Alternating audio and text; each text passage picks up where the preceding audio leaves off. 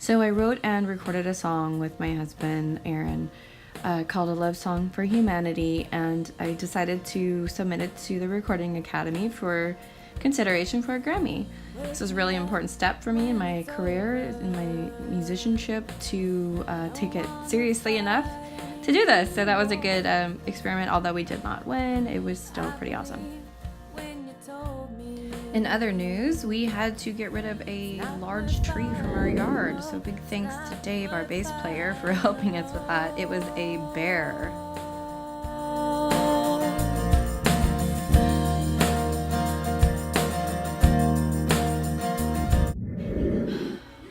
So I just cooked a meal, pork chops, looks delicious, and then I realized that the little absorbent pads were still in there. So I quickly just Googled it, and apparently if they're not pierced or broken in any way, your food is still okay to eat if you choose to, if you're still comfortable with doing that. Oh my gosh, I've never done this before. I'm gonna have to reach out and see what Facebook says. I am not trying to get sick. I'm not trying to get my family sick. I don't want to waste food, but if I have to throw it away, I have to throw it away.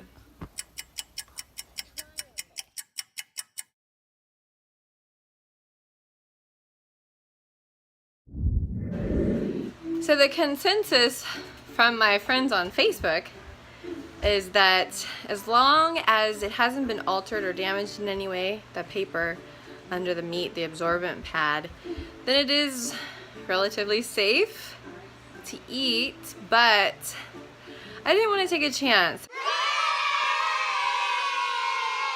I mean, I tried it, tasted good, and then I tried it again and again, because it is good, but then I had to remind myself quickly that it's possibly poisonous, so I'm trying to stay away from poisonous stuff. Although I knew it was possibly poisonous and I couldn't stop eating it. Typical, that's kind of my personality.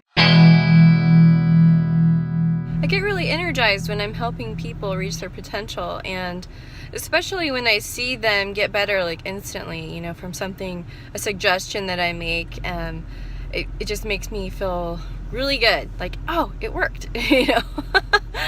and I enjoy it. I've been performing for almost 20 years now, I suppose.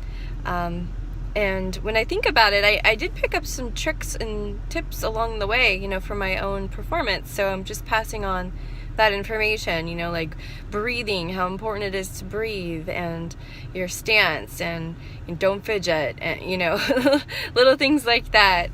And to over-enunciate, which when you're speaking, it sounds really weird to over-enunciate, but when you're singing, it actually works quite well, and you're coming off poised and confident, and it makes a really good performance.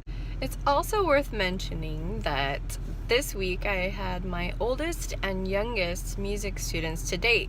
One little girl, she's 3.5, and she's very interested in learning Disney songs. And the other is 65, and he's interested in getting his voice out of his comfort zone and performing his songs that he plays a little bit better. So anyway, that's kind of exciting. Fun for me too. It's nice. It's very rewarding.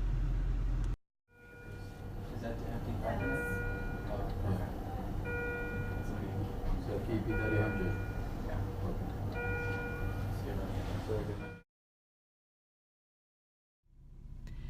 It really is so hard to see my grandma laying there and forgetting things and not knowing who people are, and I mean, that's all a part of aging, but I was just glad I got to see her, and she said she was wondering when I would come there. She was hoping to see me, and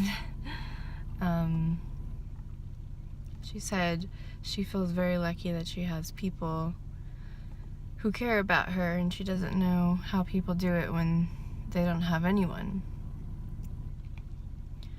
And she's right. It would be so much harder.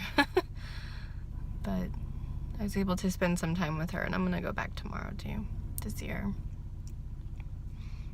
But I definitely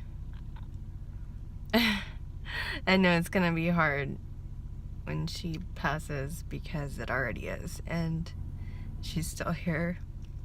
But I just gotta spend as much time with her as I can.